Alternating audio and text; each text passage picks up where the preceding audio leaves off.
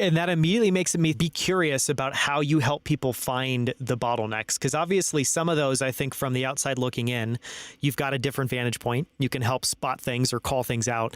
But I've often found, personally that we're all story-driven creatures and we want to have compassionate, optimistic stories about ourselves. And so I think that often means that we miss the bottlenecks or we have a positive spin on that it's not a bottleneck. So how do you maybe short circuit that and help people find the bottlenecks, including the ones that maybe they've ignored or aren't thinking about or have resigned that doesn't need to be solved? The short answer is asking really annoying questions. The role that I play, if someone isn't ready for a coach, which, I do recommend, whether it's not me or elsewhere, is like having a friend who cares about you, is doing, like, ideally having some sort of similar experiences to you, like they're walking the same path. This is a really good way to illuminate some of these blind spots, right? You don't know what you don't know. It's difficult to step outside the box if you don't know you're inside the box.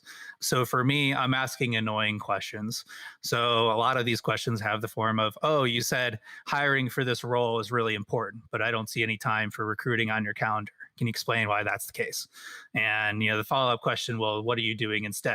And all right, follow-up question to that, well, are you going to stop doing that next week? Follow-up question to that, well, what can we do now to make sure that you recruit instead of doing that other thing you keep doing instead? And it's just kind of following up with like, why? Let's put something in place now. Let's make this the new default. That good place to look for the bottleneck. I highly recommend the literature on this. The Goal is probably the foundational book for the forcing function. The work of Ash Moria, I'm probably mispronouncing that, but Lean Canvas is a really good applied version of this as far as how do you uncover the bottleneck within a startup. And the visual is you have work in progress piling up before the step. The founder is always the bottleneck to different extents. So it could be decisions needing to be made that everyone's waiting on. I'm going to say you as in speaking to you, the founder, everyone's waiting on you to make a decision and they can't move forward and they kind of twiddle their thumbs while they wait for you to make a decision.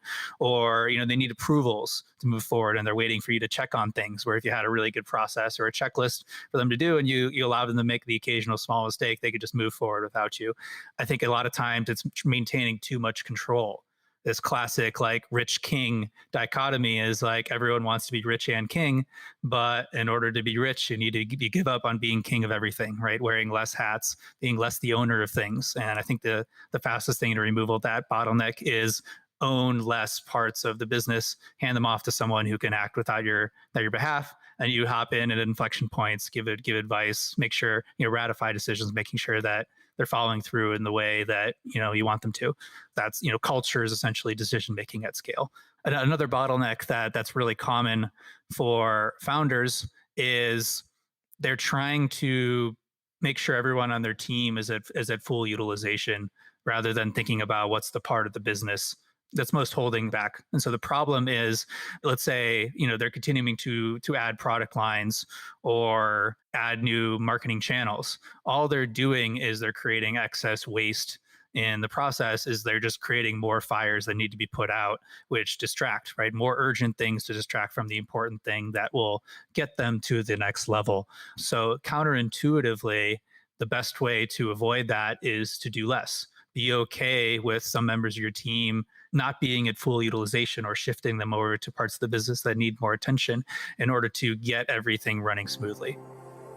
Subscribe to Outliers with Daniel Scrivner now in Apple Podcasts, Spotify, or wherever you like to listen to podcasts. And be the first to hear about new episodes and receive exclusive content by joining our newsletter at outliers.fm.